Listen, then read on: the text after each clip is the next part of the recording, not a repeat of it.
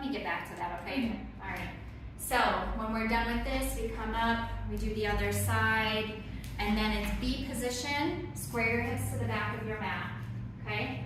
You don't call up Parivrtta Parsvakonasana, you just say B position. Square your hips to the back of the mat. This is the side that I have an old injury on, so you're going to see what it can look like in two different ways, okay? Dway, exhale, hook the right elbow to the outside of the left knee. Fingertips to the floor, right arm up and over. Okay, my fingertips don't touch the floor because I have minimal flexion in my right hip. Okay, 1, 2, 3, 4, 5. Trini, inhale, up, switch sides. Chatwari, exhale, right elbow to the outside of the left knee. This one is no problem for me.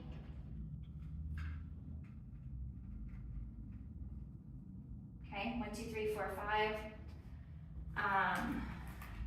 Chatwari, right? Inhale up. I think you said that already. Okay, Kancha, inhale up, Samasthiti. Okay, good?